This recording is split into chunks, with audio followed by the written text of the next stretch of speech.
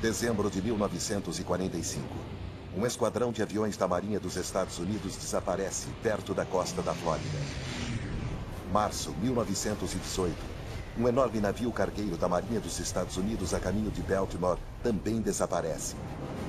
Durante anos, mais navios e aviões desapareceram numa zona de 1 milhão de quilômetros quadrados de oceano aberto. Há muito tempo, fonte de mistério, lenda e medo. Este é o Triângulo das Bermudas. Utilizando hoje nova tecnologia, podemos remover as águas, camada por camada, e revelar uma paisagem escondida. Vamos drenar o Triângulo das Bermudas. Abrindo o caminho cada vez mais fundo, vamos explorar seus cantos mais obscuros, tentando resolver alguns dos maiores mistérios do Triângulo. Quando as águas forem totalmente drenadas, o que encontraremos no fundo do Triângulo das Bermudas? Mistérios do Triângulo das Bermudas. Bermudas. Um oásis numa ilha a 1.046 quilômetros do leste dos Estados Unidos. Durante séculos tem sido um refúgio para o transporte no Atlântico, mas as águas da ilha escondem uma ameaça mortal. Ao mesmo tempo que é incrivelmente atraente, também é uma área seriamente evitada pelos marinheiros sem experiência específica das Bermudas. O nome Bermudas causa medo nos corações de marinheiros. O lugar ficou conhecido como a Ilha do Diabo. O paradoxo das Bermudas como paraíso era literalmente um cemitério de navios nos primeiros 200, 300 anos. Como zelador de naufrágios, Felipe Rudia localiza e monitora os históricos navios naufragados nas Bermudas. E existem muitos aqui para mantê-lo bem ocupado. Na verdade, estas águas podem ter provocado o naufrágio de até 300 navios. Por que tantos navios afundam neste mar claro como cristal, tão próximo da Terra?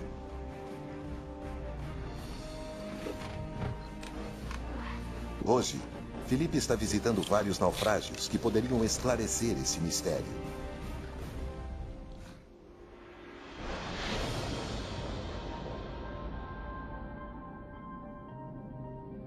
Primeiro, o Mary Celestia. Um navio a vapor com casco de ferro que transportava suprimentos na Guerra Civil Americana. Ele deixou Bermudas, chegou na costa sul e teve seu fim bem aqui. É bem curioso, porque estamos a apenas 800 metros da costa. Aconteceu num dia calmo e tranquilo. Isso é muito intrigante. Estamos tentando descobrir como isso aconteceu.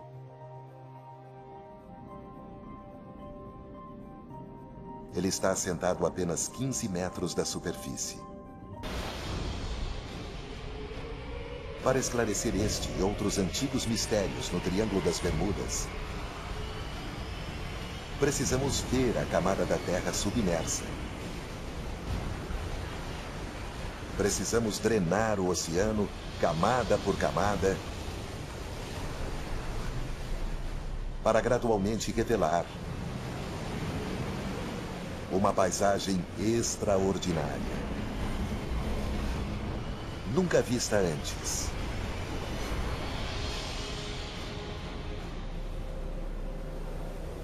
Só é possível olhar as profundezas do Triângulo das Bermudas com uma tecnologia de rápido desenvolvimento chamada mapeamento com sonar.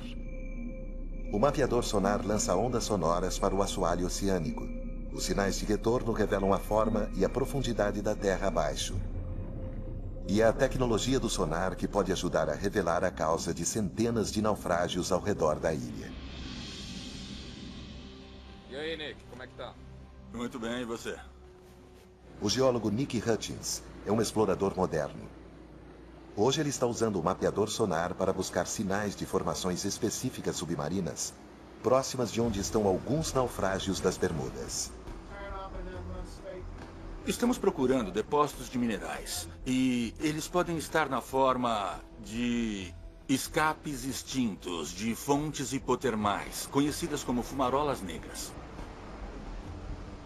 Nick acredita que os escapes hoje extintos poderiam conter metais e minerais raros.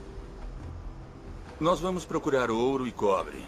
E com as crostas existentes, platina, cobalto, níquel e particularmente os raros óxidos metálicos, que são importantes hoje porque são vitais para toda a nossa tecnologia moderna.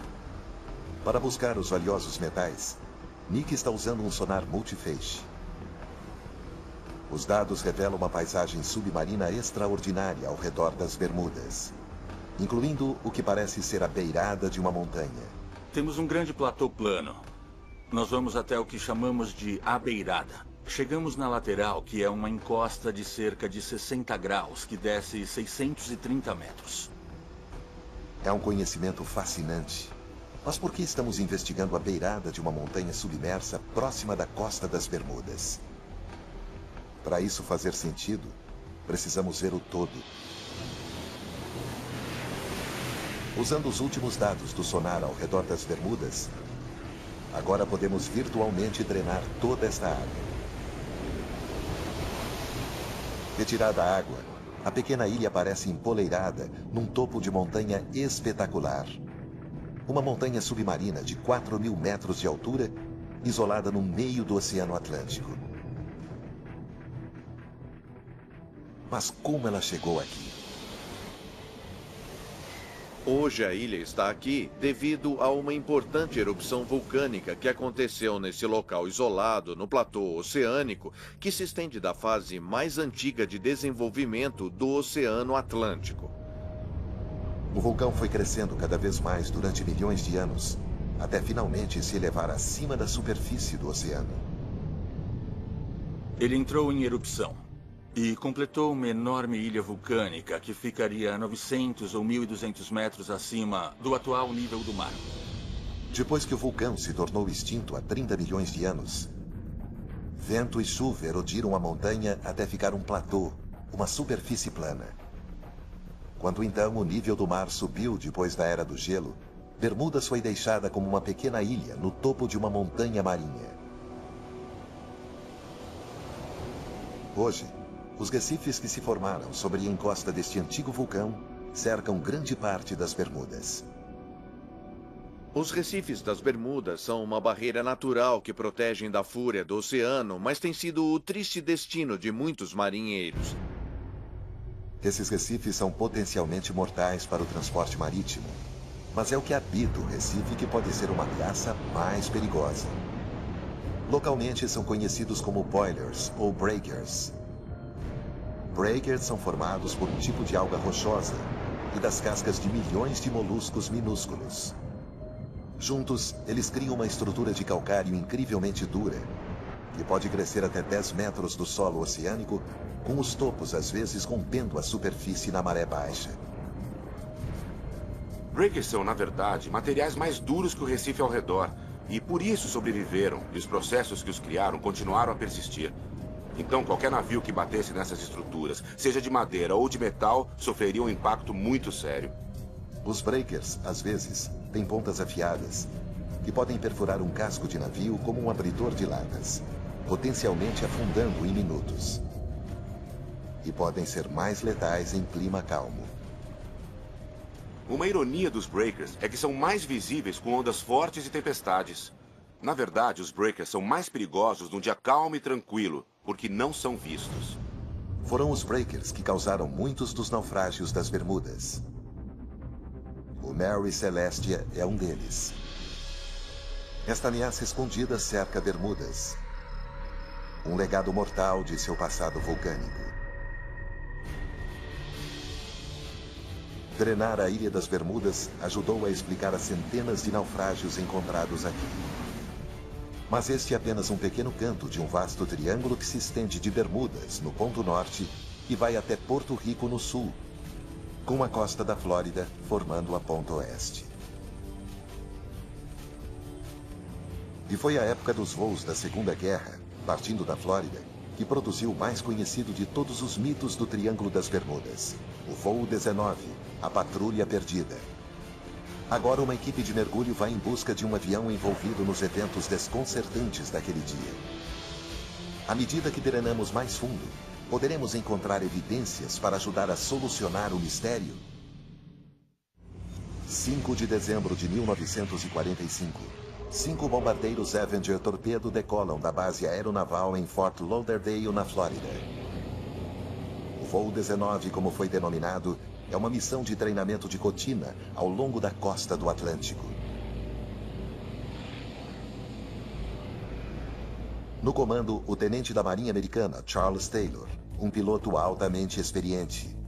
Ele conduziu dezenas de missões de treinamento, mas não estava familiarizado com este trecho da costa em particular. Na metade da missão, as coisas começam a dar errado. O tenente Taylor comunica problemas com suas bússolas. Com o tempo piorando rapidamente, eles logo estão perdidos. O PBM-5 Mariner parte em missão de resgate para localizar o voo e guiar os pilotos de volta à base. O Mariner faz contato com uma mensagem de rotina. Depois disso, nunca mais foi ouvido. Nenhum destroço jamais foi recuperado do voo 19 ou do avião de resgate Mariner. Todo tipo de teorias estranhas e extraordinárias foram lançadas para explicar o desaparecimento desses aviões. Desde abduções alienígenas até os efeitos de uma neblina eletromagnética. É mais provável que os pilotos simplesmente se perderam, ficaram sem combustível e tiveram que pousar em algum lugar do oceano. O Mariner e o voo 19 tiveram problemas em algum lugar na área ao redor das Bahamas. E pela primeira vez, agora é possível drenar esta área até o fundo do mar, quase 5 quilômetros para baixo. A drenagem revela uma zona submarina vasta e sem formações conhecida como planície abissal. É como um gigantesco deserto submarino. É fácil ver por que nenhum avião nunca foi recuperado. Mas hoje, depois de 70 anos, podemos finalmente estar bem próximos de encontrar o avião de resgate Martin Mariner. Mike Barnett é um mergulhador técnico especializado em encontrar aviões perdidos. Ele passou anos investigando o acidente do voo 19 e hoje acha que tem uma boa ideia de onde o Mariner caiu. Tentei recriar a rota do voo na minha cabeça para onde o avião pode ter ido e onde ele afundou. Começou aqui na base aeronaval do Rio Banana, de onde o avião decolou. Foi para o norte até o Cabo Canaveral e depois se dirigiu da costa para a área de busca, onde foi enviado. Sabemos que meia hora depois de decolar, uma explosão foi avistada. Um cargueiro relatou ter visto uma explosão no ar. Quando o navio chegou, nenhum destroço foi encontrado. Ou o avião afundou ou partes foram levadas pela corrente do Golfo. Hoje, Mike e sua equipe vão em busca dos restos do avião perdido. O local onde hoje vamos investigar está a 70 metros de profundidade e cerca de 80 quilômetros da costa. É uma área potencialmente suspeita que vale a pena investigar porque está numa região um pouco ao norte de onde esperaríamos encontrar. Mas com a corrente do Golfo, ele pode estar mais ao norte. Pescadores locais relataram destroços nesta área. E Mike os está procurando em seu sonar. Acabamos de passar sobre o alvo. É bem discreto e bem pequeno, o que é de se esperar de um avião. Nesse ponto, vamos nos preparar para verificar. Mergulhar, mergulhar. O alvo está a mais de 67 metros da superfície. Mike acha que pode ser um avião, mas ainda não pode dizer se é o Mariner. A visibilidade nessa profundidade é bem limitada e uma forte corrente torna a busca realmente desafiadora. Estamos perto. Há muito peixe. Naufrágios atraem peixe. Sabemos que estamos nas imediações. Então, no meio da escuridão, os mergulhadores localizam alguma coisa. Isso é a roda do nariz do avião. E a pouca distância dali, a fuselagem enferrujada de um grande avião. É um local de acidente de avião bem interessante. Há muita estrutura intacta aqui. Com o passar do tempo, sobram apenas partes e pedaços no fundo do mar. Ver algo assim é bem espetacular. Poderiam ser os destroços do avião de resgate Mariner? O próximo passo é registrar qualquer evidência que identifique o avião. Eles localizam pylons ao longo das asas que parecem ter sido suportes para pontões. O avião parece ter sido um anfíbio. E portinholas na lateral da fuselagem são exatamente o que se espera encontrar no Mariner. O formato do estabilizador horizontal parece familiar para os mergulhadores que fotografaram a aeronave. Isso sugere que este poderia ser o avião anfíbio de resgate Mariner, mas a equipe ainda não encontrou uma peça de evidência decisiva. É com certeza um avião. Quero ser bem cuidadoso com o que falo, mas há características bem interessantes. Muita coisa que se espera de um avião de busca e resgate. Vou voltar e olhar as fotos e os vídeos e ver o que eu encontro. Estou empolgado, muito empolgado. É algo que justifica mais verificações. Mike precisa de uma opinião de especialista para identificar o avião e mostra as imagens do mergulho para um historiador de aviação, Roy Stafford. Roy é ex-piloto da Marinha dos Estados Unidos e uma autoridade em aviões militares americanos. Este é o início do mergulho. Chegamos no fundo e seguimos a corrente para encontrar os destroços. Aqui começamos a encontrar alguns deles. Originalmente, mergulhamos para encontrar o PBM-5 Martin Mariner. Mas enquanto examinávamos o local para encontrar algumas das características, víamos coisas não consistentes com isso. Queremos então saber que avião é este. A julgar pelo sistema de freio e o pneu que está aí, seria um avião pós-Segunda Guerra. Certo. Posso dizer isso logo de cara. Isso parece, obviamente, parte do cockpit, a parte de cima das janelas. Roy está 100% certo de que esses destroços não são do Mariner que eles estavam procurando. Mas se os destroços não são do avião de busca e resgate desaparecido, então de qual avião é? A resposta poderia resolver outro mistério do triângulo. Isso é interessante. Essa portinhola que está vendo aqui pode ser bem uma câmera. Exato, e dá para ver vários ali dentro. São bem proeminentes e chamaram a nossa atenção. Dá para ver que é um bimotor. Isso explica muita coisa. Há somente duas possibilidades. 2 pylons, um de cada lado, um RB-66, que geralmente não teria nenhum motivo para estar nessa área, ou o A3 da Marinha. Não demorou para Roy definitivamente identificar o tipo do avião. É, sem dúvida, um Sky Warrior A3. Comparando a fuselagem e os pylons sob as asas, o ângulo da asa no detalhe horizontal, o trem de pouso retrátil dentro da fuselagem, são todos indicadores absolutos de um Sky Warrior A3. O Sky Warrior A3 era o maior avião lançado de porta-aviões da Marinha dos Estados Unidos na época. Um arquivo da Marinha mostra que, em 1960, um deles caiu quando tentava pousar num porta-aviões nesta área. É bem possível que sejam os destroços do A3 que Mike e sua equipe encontraram. Mas o voo 19 e o avião de resgate Mariner continuam perdidos. A busca continua para encontrar esse avião. Sabemos que está lá, é só uma questão de encontrar o local exato. Se drenarmos a vasta planície abissal ao redor das Bahamas, em algum lugar, certamente encontraremos a patrulha perdida.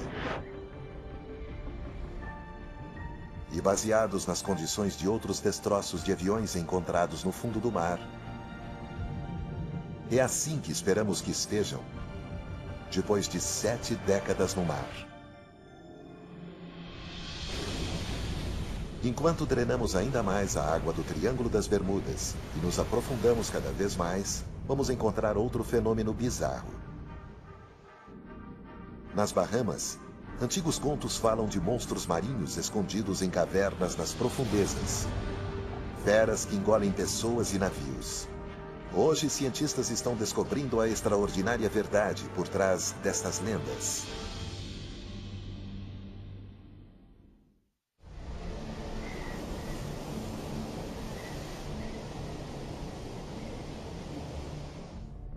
A quase 90 quilômetros da costa da Flórida, na ponta oeste do Triângulo das Bermudas, estão as Bahamas. Um arquipélago de mais de 700 ilhas. É aqui que encontramos uma das forças naturais mais misteriosas do Triângulo. Redemoinhos, que segundo a lenda local, podem engolir pessoas e navios. Com quase 5 quilômetros de oceano drenado, uma paisagem estonteante se revela. As Bahamas ficam no topo de um vasto platô de calcário que se eleva do solo oceânico. É conhecido como a Grande Escarpa das Bahamas. Penhascos mais altos que qualquer um encontrado em terra seca se elevam a 4.500 metros, quase 3 vezes mais altos que no Grand Canyon. Perto do litoral, um outro fenômeno. Algumas das formações geológicas mais estranhas encontradas no mundo todo. Elas são chamadas os buracos azuis, que são gigantescas cavidades submarinas que se estendem por dezenas de metros abaixo do nível do mar. O buraco azul de Jim é o maior e mais profundo de todos. Tom Iliffe é um dos principais especialistas em buraco azul no mundo e conhece bem os perigos. Teve ocasiões em que a pessoa chegou muito perto da beirada. Lá existe um declive de areia muito íngreme que cai dentro do buraco azul. Então, se você não tomar cuidado e der um passo em falso bem na beirada, você vai deslizar para o fundo. Durante anos, o buraco azul de Jim engoliu muitas vidas. Os habitantes locais mantêm distância, alarmados com alguns dos contos sobrenaturais. Nas Bahamas existem muitas histórias e lendas folclóricas pertinentes aos buracos azuis. Uma delas fala de um monstro chamado Lusca, que habita o fundo do buraco azul. E a água que entra e sai é o Lusca, o monstro, inspirando e expirando água. Inclusive, existem histórias de navios que se aproximaram do buraco azul e foram tragados pela inspiração do Lusca. Tom observou redemoinhos no buraco azul de Jim, como citados nas lendas.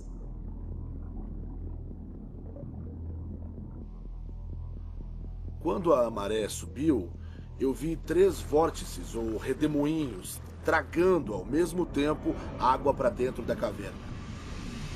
Tom quer descobrir uma explicação racional para esse estranho fenômeno. Há um efeito de maré aqui. Mas poderiam também ser outras forças operando na profundeza desconhecida do buraco azul? O único jeito de descobrir é mergulhando.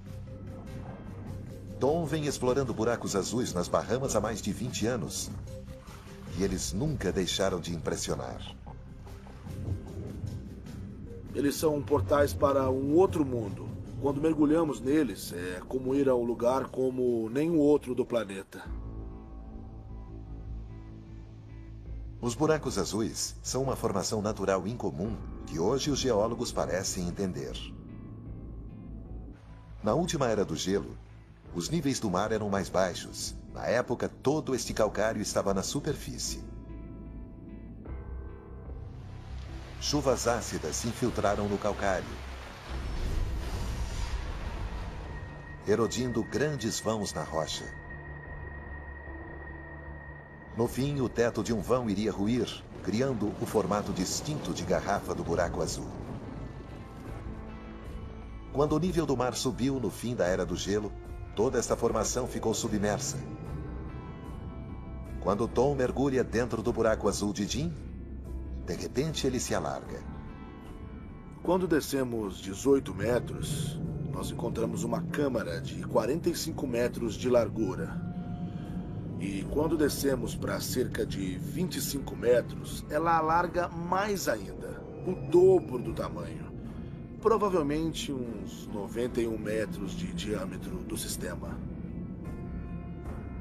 Então, a 37 metros da superfície, Tom localiza o que parecem ser túneis laterais, ramificando-se fora do funil principal. São pequenas, mas exercem uma força de sucção poderosa. Elas são fortes correntes de maré que tentam nos tragar. Nem chegamos muito perto. E, na volta, tivemos até que nos segurar uns nos outros para conseguir fugir delas. Nos 45 metros, Tom chega no limite de seu mergulho. Ele nunca se aventurou mais fundo. Um pequeno número de mergulhadores especialistas desafiaram isso, um deles descendo incríveis 202 metros. Mas a profundeza permanece em grande parte inexplorada. Sabemos o suficiente treinando o buraco azul de Jim. Revelamos não só a vasta caverna em forma de garrafa, mas também uma ramificação de túneis e fendas mais abaixo, nas profundezas. É o fluxo de água que entra e sai desses túneis que gera o efeito de redemoinho, e não um monstro marinho mítico. Sem a água, o buraco azul de Jim é uma estrutura geológica gourenta, mas é inteiramente natural. Os buracos azuis das Bahamas estão lentamente revelando seus segredos. Mas muitos outros fenômenos inexplicáveis continuam ocorrendo no Triângulo das Bermudas. Contos estranhos de gigantescas paredes de água surgindo do nada. E uma curiosa substância submarina cobrindo o solo oceânico com potencial para destruir navios.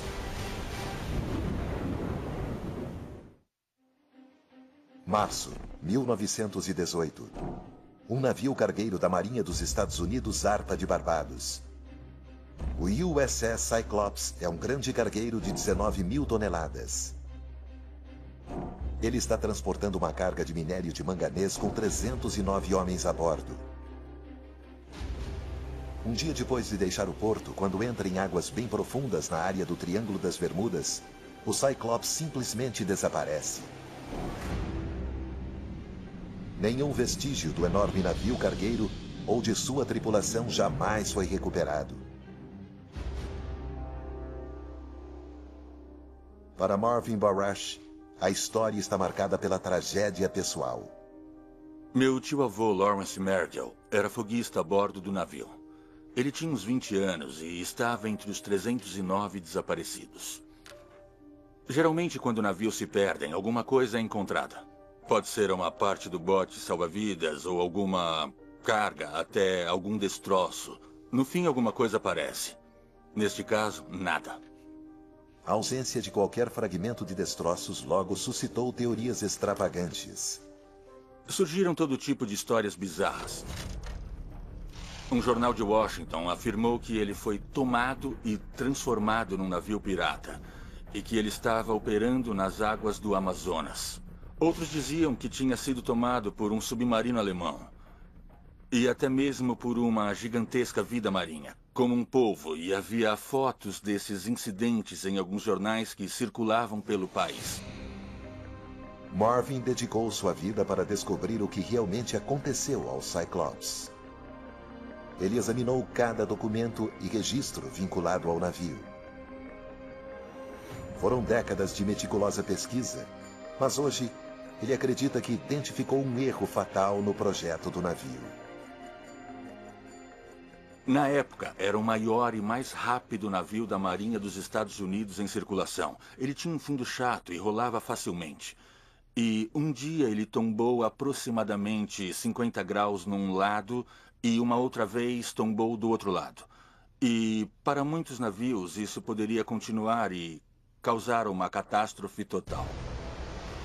Devido à tendência do navio de rolar, algo aconteceu para ele emborcar de vez?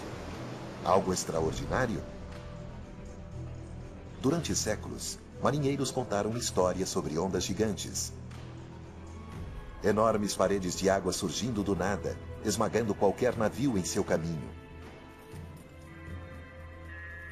A ideia da onda gigante tem sido como uma lenda durante muitos séculos. Marinheiros voltavam contando que viram essas ondas gigantes e que enfrentaram e sobreviveram a elas. Segundo o Dr. Simon Boxall, essas antigas histórias de marujos não podem mais ser ignoradas. Usando satélites, podemos observar o mundo todo em poucos dias. Assim, nos últimos 20 anos, temos observado e medido ondas monstruosas que, em alguns casos, podem passar de 30 metros. Portanto, elas existem. Ondas descomunais têm sido ocasionalmente filmadas. Esta, no inverno de 2012, bateu com força contra um navio de resgate no Mar do Norte.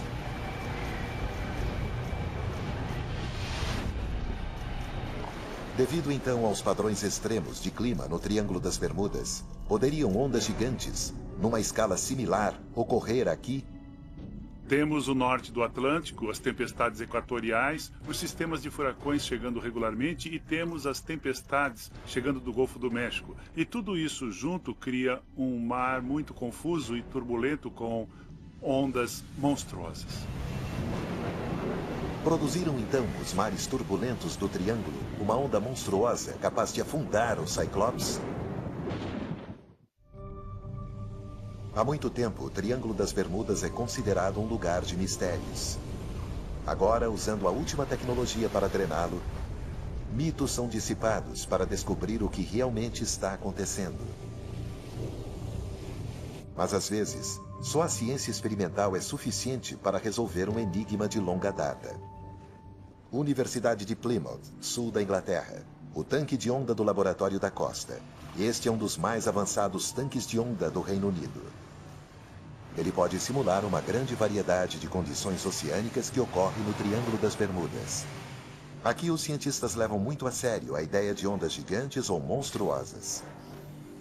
Nós vamos nos focar em um local de 16 metros. Hoje, os oceanógrafos realizam uma experiência para determinar se uma onda gigante poderia ter afundado uma embarcação grande, como o navio da Marinha dos Estados Unidos desaparecido, o Cyclops. A equipe lança um modelo em escala comparável em tamanho ao Cyclops. Ele será colocado diretamente no caminho de uma onda monstruosa. Primeiro, ele gera um padrão de onda normal. Com ondas equivalentes a 7,5 metros de altura, a embarcação permanece estável.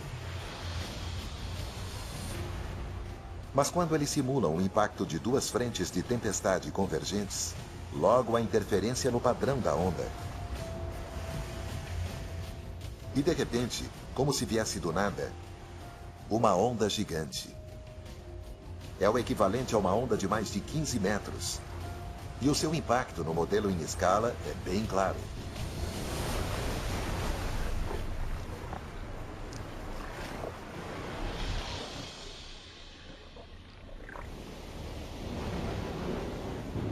Então, há evidência de que uma onda gigante poderia teoricamente ter afundado o Cyclops. Mas existe outro fenômeno bizarro que também poderia ser o responsável pela perda do navio. Para vê-lo, precisamos drenar mais água do Triângulo das Bermudas. No solo oceânico, numa profundidade de 335 metros, depósitos de um estranho material mole e leitoso pode ser encontrado. Um simples trecho pode cobrir uma área maior do que Manhattan. É uma substância chamada hidrato de metano. Esses hidratos de metano são formados como resultado de material da superfície, material orgânico, peixes mortos, plantas mortas, plâncton, que afundam até o fundo do mar e depois degradam por meio de decomposição bacteriana e microbiológica. Esta imagem mostra torrões de hidrato de metano no solo oceânico. O metano também pode ficar preso em bolsões sob um assoalho oceânico. Em 1981, no sul do mar da China, um navio perfurador atingiu um bolsão de gás pouco profundo, causando uma ruptura. Quando o gás subiu aos borbotões para a superfície, desestabilizou o navio, fazendo-o emborcar e afundar.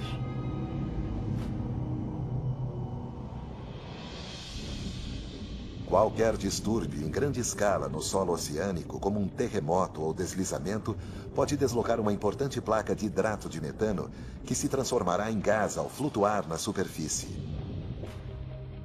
Assim, uma liberação de hidrato de metano poderia potencialmente ter causado o emborcamento do USS Cyclops, principalmente por causa do projeto que o deixava propenso a rolar. Mas o único jeito de determinar o que realmente aconteceu ao navio é encontrando os seus destroços. Depois de pesquisar o máximo que pude sobre a distância aproximada percorrida pelo navio, desde o ponto de partida, acredito que estava provavelmente a um dia do porto e provavelmente virou perto da área noroeste de Porto Rico. Marvin espera que um dia o local dos destroços possa ser encontrado. Encontrar o local da sepultura do Cyclops, do meu tio-avô e de todos os outros que serviram com ele seria importante. Mas se os cálculos de Marvin estiverem corretos, o navio não será fácil de ser recuperado. A drenagem da área revela uma trincheira de 8 quilômetros de profundidade, a Fossa de Porto Rico. É onde o triângulo atinge o seu ponto mais profundo. Na verdade, é o ponto mais profundo em todo o Atlântico. Enquanto os cientistas exploram a enorme formação submarina, uma descoberta pode esconder o mais mortal de todos os segredos do Triângulo das Bermudas. A fonte de um potencialmente devastador tsunami. A parte mais profunda do Triângulo das Bermudas, a Fossa de Porto Rico, pode esconder seu segredo mais mortal. Por isso, os cientistas estão acelerando para explorar a região submarina mais inacessível de todas. Aqui no laboratório de sensoriamento remoto da National Geographic Society, eles desenvolveram uma nova tecnologia radical para filmar o oceano profundo. É a chamada Dropcam. Pronto, tá pronta. Após anos desenvolvendo, o engenheiro Eric Barcampas estava pronto para testar sua câmera no oceano próximo do Chile. Ela não tem motor. Um grande peso puxa a câmera para baixo. Ainda havia muito receio quando a lançamos no oceano de verdade. Quando a equipe lançou a câmera na Fossa de Porto Rico, ela levou 1h30 para percorrer os 8 quilômetros até o fundo. Ela foi programada para passar várias horas a mais no solo oceânico, depois voltar à superfície e transmitir sua posição. Foi um grande alívio ouvir pela primeira vez o feixe VHS no radiotransmissor e ver a posição pelo satélite. Estas são algumas das primeiras imagens do fundo da Fossa de Porto Rico. A 8 quilômetros de profundidade. O projeto de sensoriamento do mar profundo nos ofereceu uma janela para uma das grandes regiões inexploradas do planeta Terra. Mas as suas imagens são uma série de instantâneos, capturando uma área de menos de 1 metro quadrado por vez. Para drenar toda a Fossa de Porto Rico, precisamos de muito mais dados. O cientista da prospecção geológica dos Estados Unidos, Yuri Steinbrink, está tentando mapear toda a formação e acredita que existe uma necessidade muito urgente para fazer isso. Começamos pesquisando essa trincheira porque é muito similar geometricamente à Fossa da Sumatra, onde o terremoto de 2004 e o grande tsunami aconteceram. Isso foi uma grande preocupação aqui, porque um terremoto de magnitude 9 na Fossa de Porto Rico pode desencadear um tsunami que vai atingir a costa leste dos Estados Unidos até a Europa. A equipe de Yuris lançou veículos submarinos operados remotamente chamados VOR para escanear a trincheira e avaliar o nível de ameaça do tsunami. Os VORs disparam pulsos de sonar para obter uma leitura a mais precisa possível. O mapeamento em 3D revela as laterais íngremes dos vastos desfiladeiros submarinos. Em alguns vales e fraturas, tinha paredões que podiam alcançar quase 1000 metros de altura. Os geólogos sabem que a trincheira se formou quando a beirada da placa tectônica norte-americana se moveu por baixo da placa do Caribe e simultaneamente deslizou contra ela. Mas os novos dados sugerem agora que este pode ser um terreno primário de deslizamento submarino. Eles podem mover rochas em áreas de centenas de quilômetros quadrados, o tamanho de grandes cidades ou até maior. A espessura das rochas pode ser de 200 metros ou mais. Estamos falando de cubos de 10, 20 quilômetros ou até mais. Então, um deslizamento submarino nesta escala pode potencialmente ameaçar o leste dos Estados Unidos com um tsunami, como Yuri temia. Pense em Boston, Charleston e Baltimore. E pense em todas as usinas nucleares que estão ao longo da costa. Nós temos que nos preparar para isso.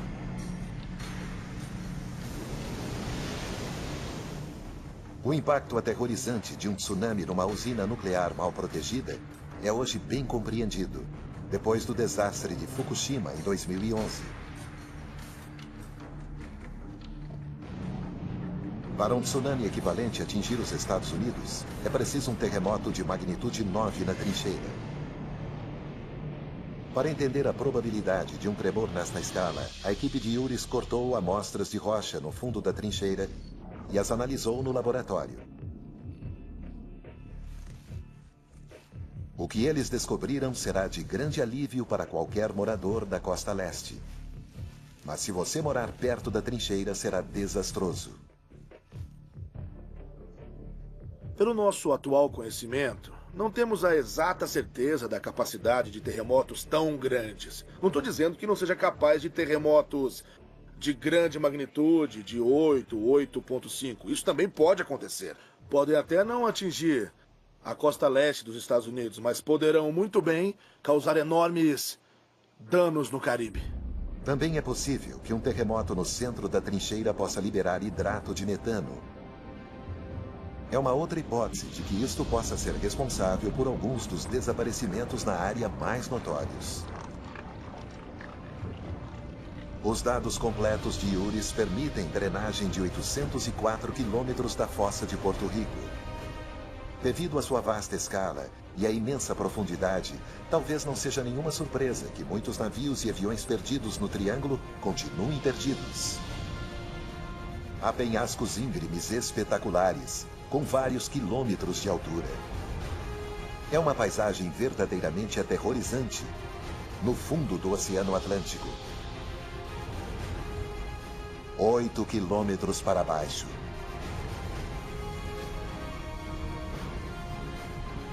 A drenagem do Triângulo das Bermudas nos mostrou pela primeira vez uma variedade incrível de terrenos, incluindo algumas das mais estranhas formações existentes nos nossos oceanos. Os mitos e as lendas do Triângulo são persistentes e profundamente enraizados. Mesmo assim, descobrimos que os perigos atribuídos a esta área não parecem vir de fenômenos sobrenaturais, mas das forças bem reais e mortais da própria Mãe Natureza. Versão Marshmallow São Paulo.